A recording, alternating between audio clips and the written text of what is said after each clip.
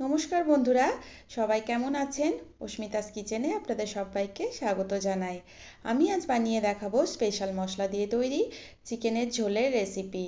আর এই চিকেনের ঝোল যে একবার খাবে সে আবার খেতে চাইবে। তাহলে আসুন শুরু করি আজকের রেসিপি। আমার রেসিপিটি যদি ভালো লাগে তাহলে অবশ্যই একটা লাইক করে দেবেন। আমার চ্যানেলে একদম নতুন বন্ধুরা প্লিজ চ্যানেলটিকে সাবস্ক্রাইব করে পাশে থাকুন। আমার ভিডিও সমস্ত নোটিফিকেশান সবার আগে পেতে পাশে থাকা বেল আইকনটি প্রেস করে দিন।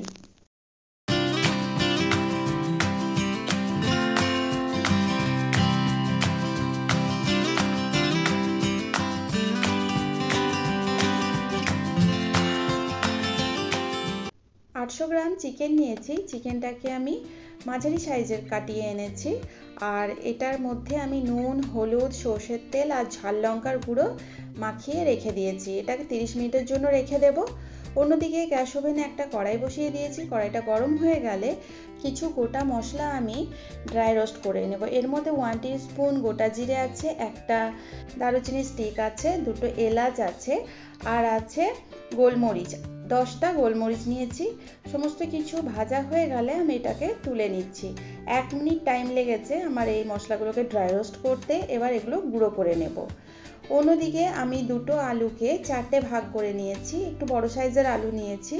এর মধ্যে 1/2 টিস্পুন হলুদ গুঁড়ো, 1/2 টিস্পুন নুন নিয়ে নেব।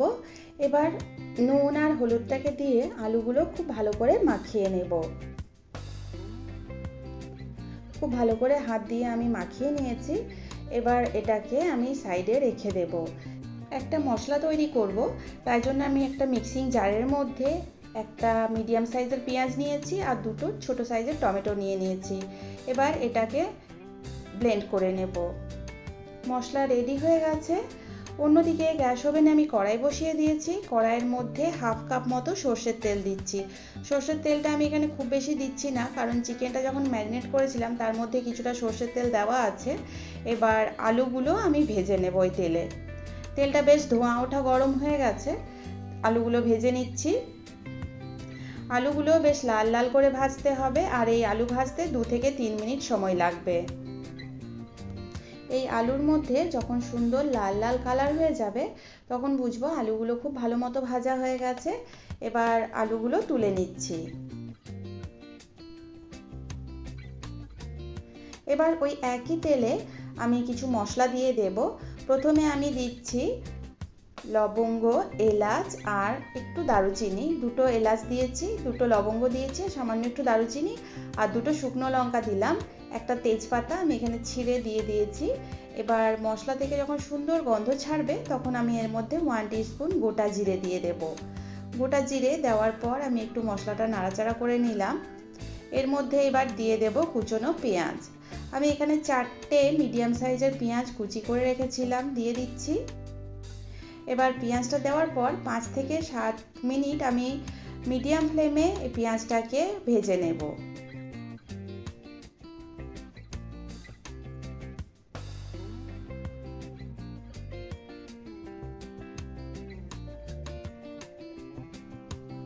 পেঁয়াজটা অনেকটাই ভাজা হয়ে গেছে। এই সময় পেঁয়াজের মধ্যে আমি নুন অ্যাড করে দিচ্ছি।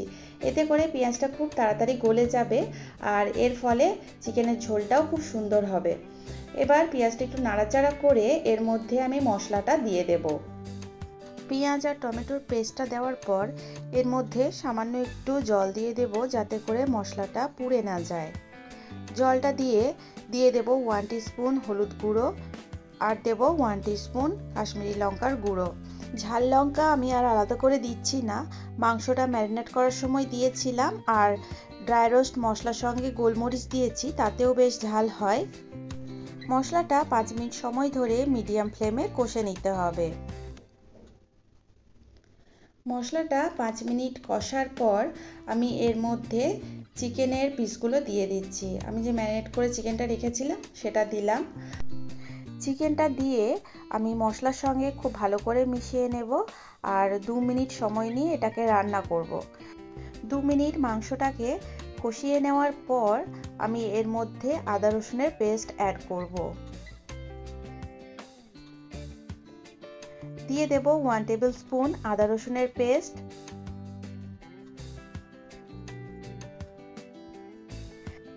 আদা রসুনের পেস্টটা দেওয়ার পর প্রায় 15 মিনিট সময় নিয়ে এই চিকেনটাকে কষাতে হবে। এই কষাতে কষাতে আদা রসুনের কাঁচা গন্ধটাও চলে যাবে আর চিকেনটা অনেকটাই সেদ্ধ হয়ে যাবে। ম্যারিনেট করার সময় আমি চিকেনের মধ্যে নুন, হলুদ, সর্ষের তেল এবং ঝাল লঙ্কার গুঁড়ো দিয়ে রেখেছিলাম। এর ফলে চিকেনের ঝোলের টেস্ট কিন্তু অনেক বেশি ভালো হয়। আর আপনারা যারা চিকেনের ঝোল একদম খেতে পছন্দ করেন না, তারাও বাড়িতে এইভাবে বানিয়ে দেখবেন। আশা করছি আপনাদের ভীষণ ভালো লাগবে। এবার এর মধ্যে দিয়ে দিলাম 1 গ্লাস গরম জল।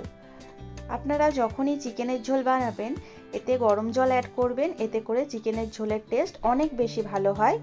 এবার এর মধ্যে দিয়ে দিচ্ছি ভেজে রাখা আলু। ঝোলটা ফুটে উঠেছে, একটু নাড়াচাড়া করে নিলাম। এবার এর মধ্যে দিয়ে দেব ভেজে রাখা গুঁড়ো মশলাটা। মশলাটা দেওয়ার পর আমি এটাকে ঢাকা দিয়ে 20 মিনিটের জন্য একদম লো ফ্লেমে রেখে দেব। এর ফলে আলু, চিকেন খুব ভালো মতো সেদ্ধ হয়ে যাবে। 20 মিনিট হয়ে গেছে, ঢাকা খুলে নিচ্ছি, গ্যাসের ফ্লেম অফ করে দিয়েছি। তৈরি হয়ে গেল চিকেনের ঝোল। গরম ভাতের সঙ্গে সার্ভ করুন। আর আমার রেসিপিটি কেমন লাগলো অবশ্যই আমাকে কমেন্টের মাধ্যমে জানাবেন।